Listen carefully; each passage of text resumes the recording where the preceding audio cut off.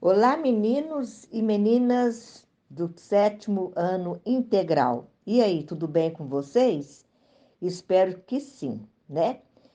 Hoje estamos iniciando o estudo da terceira semana do PET 3 e o tema é Economia e Sociedade na América Portuguesa. Vocês sabem que a América Portuguesa é o nosso país, Brasil, né? Iremos aprender no período colonial, onde existia a sociedade açucareira e a sociedade mineradora. Bom, a economia portuguesa aqui era voltada principalmente para a plantação de cana-de-açúcar.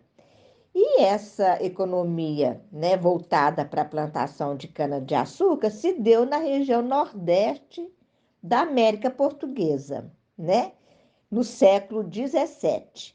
E a outra sociedade que nós iremos aprender, a sociedade mineradora, devido à extração de ouro na região sudeste, no século XVIII. Bom, essas duas atividades econômicas acabaram desenvolvendo uma sociedade muito desigual.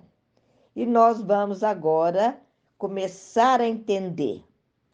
Por exemplo, no Nordeste, a cana-de-açúcar se tornou a atividade mais rentável devido a diversos fatores. Primeiro, lá na região Nordeste tinha um clima propício para a plantação da cana-de-açúcar, que é originária lá de Nova Guiné, na África, mas que também se desenvolveu na Índia. Como o clima da região Nordeste, principalmente Pernambuco e Bahia, eram semelhantes, os portugueses aproveitaram a oportunidade. O açúcar, tão comum nas nossas casas, né? Todo mundo tem o açúcar para fazer aquele cafezinho gostoso, né? Mas naquela época as coisas não eram assim, né? Era um produto raro. E por isso, sendo raro, ele tinha um valor muito alto, né? O sistema adotado no Nordeste para fazer essa plantação de cana-de-açúcar tem um nome, plantation. É, esse nome mesmo, plantation. O que consiste? Consiste em três itens básicos. Primeiro, monocultura, ou seja, um único produto cultivado, e no nosso caso, a cana-de-açúcar. Dois, a produção era voltada para a exportação. Três, e a mão de obra usada era os escravos, né, escravizados. As fazendas possuíam uma estrutura que ficou conhecida como engenho.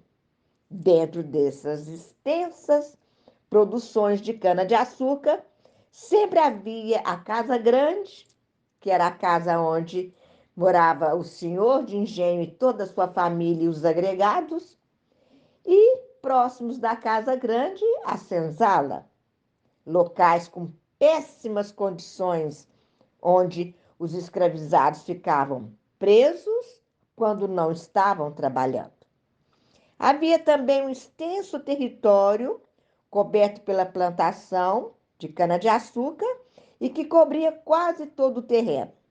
Ao lado ficava o moinho, para onde a cana era levada, triturada, cozida, até virar um melaço e colocadas em sinos de barro até formar o açúcar. Em alguns casos, havia também um alambique, usado para extrair aguardente e fazer a cachaça. Os engenhos se tornaram tão importantes para as construções da identidade brasileira que autores como Gilberto Freire, né, muito conhecido, que escreveu Casa Grande e Senzala, ele analisou como eram as relações entre os senhores e os escravizados, mostrando que essa desigualdade se repetiu também nos centros urbanos. Era uma sociedade patriarcal, que girava em torno do dono da fazenda e a quem todos deviam respeito, desde sua esposa, filhos, demais parentes e até os trabalhadores escravizados. A relação de abuso de poder cometido pelos senhores de engenho, né? Eles herdaram dos brancos, de uma elite escravista, que se manteve e até hoje vemos na nossa sociedade. O quanto o machismo e o racismo ainda são problemas enfrentados por muitos. Vamos aprender também, né, que no caso das Minas Gerais, essa relação entre economia e sociedade ainda permanecia, mas com uma realidade diferente. Vamos saber que no final do século XVII, os paulistas saíram em expedições chamadas Entradas e Bandeiras, que tinha como objetivos encontrar metais preciosos e capturar índios e negros para o trabalho escravo. Em 1693, finalmente encontraram ouro no território e iniciaram um processo de exploração. Primeiramente foram encontradas faíscas de ouro na beira dos rios. O chamado ouro de aluvião era retirado da água com o auxílio de uma bateia, espécie de prato de metal que os garimpeiros iam girando até concentrar o ouro no meio. A fim de encontrar mais ouro, foram escavadas as serras, em busca de minas que pudessem ter o metal preso nas rochas. Vocês estão percebendo? Aonde eles podiam, eles mandavam os escravizados procurarem o ouro. Após extraírem as rochas, eles passavam nos rios para separar o minério do ouro e guardavam o ouro em pó. Para administrar essa exploração, a corte fundou então, em 1709, a Capitania de São Paulo e Minas do Ouro, que se concentrava em controlar a sociedade que estava se formando aqui. Vocês percebem que a preocupação de Portugal era imensa. Por quê? Portugal estava num período que a sua economia estava ruim. Então, ele precisava, né, dos nossos impostos, né, daqui do Brasil, para pagar as suas dívidas. Então, eles começaram a controlar tudo aqui na América Portuguesa, né? Com a concentração de gente, minha gente, veio gente para a região das Minas Gerais de todos os cantos, mas muita gente. Por quê?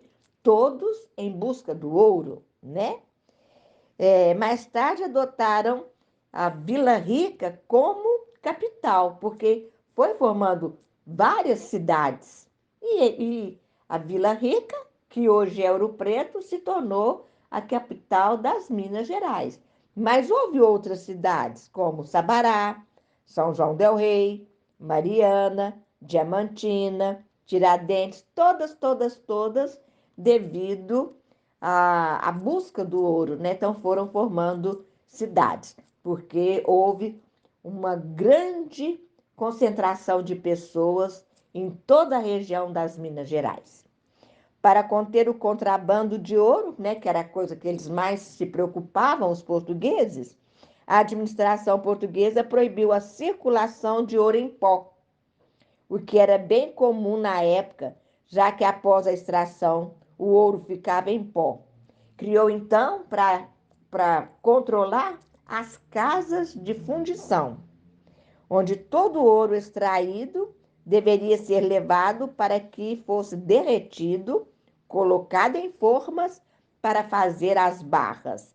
E 1/5 do ouro, quer dizer, 20%, era retirado para o pagamento, né, do quinto, que era o imposto cobrado pela extração do metal, para a corte portuguesa, e o restante recebia um carimbo que confirmava que aquele metal já tinha passado pelas casas de fundição. Outro imposto era o da captação, cobrado sobre as pessoas que trabalhavam nas minas. Quem trabalhava por conta própria pagava também, né? Porque muitos haviam escravizados trabalhando nas minas. Então, o imposto era cobrado por cada escravizado. Em Minas Gerais, formou-se então uma sociedade bastante desigual. Uma minoria formava uma classe favorecida, que tinha uma grande quantidade de escravizados e que viviam da extração de ouro e de comércio, né? Havia também uma grande quantidade de escravizados que podem ser divididos em três grupos. Primeiro, os escravos das minas. Esses trabalhavam em locais escuros, apertados, mal ventilados, para extrair o ouro e acabavam tendo uma expectativa de vida curta, pelas condições péssimas de trabalho, além dos castigos físicos. Outros, escravos domésticos, que trabalhavam nas casas, fazendo todas as tarefas, né, de uma casa, né? E os outros, escravizados urbanos, o que eles faziam? Vendiam quitutes, né? E outras coisas também para seus senhores. E a parte do dinheiro conquistado pelas vendas, eles podiam usar para conquistar a carta de alforria, que iam garantir a liberdade deles, né? Um outro grupo, muitas vezes desconsiderado, eram os cidadãos livres e pobres, chamados por alguns historiadores como desclassificados, pois não tinham uma classificação definida, formavam uma parcela considerável da sociedade mineira. Geralmente eram mestiços e viviam de trabalho simples. A religiosidade era uma característica marcante da sociedade colonial. Nos engenhos do Nordeste, todos eles construíam capelas para que a família pudesse rezar. O padre ia no engenho para celebrar, né, as missas. Em Minas Gerais, as famílias, então, foram proibidas de entrar os jesuítas, né? E porque vocês sabem que os jesuítas vieram desde o início, né, dos governos gerais para catequizar índios, mas na região das Minas Gerais eles foram proibidos de entrar. Então, o que aconteceu? Eles criaram então as irmandades, né? E que eram responsáveis por ajudar a paróquia. As igrejas, todas em estilo barroco, lindas, né? Nessas cidades todas que eu disse, né? Tem até hoje as igrejas que muitos turistas vão para conhecer. Eu mesma fui para conhecer as maravilhas dessas igrejas em estilo barroco. Em situações em que não era possível ir à igreja, o que eles faziam? Eles tinham em suas casas o oratório, né? Que eles era aquele cantinho aonde eles rezavam ali, para quem não podia ir para a igreja. Bom, essa foi a minha explicação da terceira semana do PET 3. Se alguém não entendeu, voltem a escutar as minhas explicações para poderem fazer corretamente as atividades propostas nessa terceira semana do PET 3. Fiquem com Deus.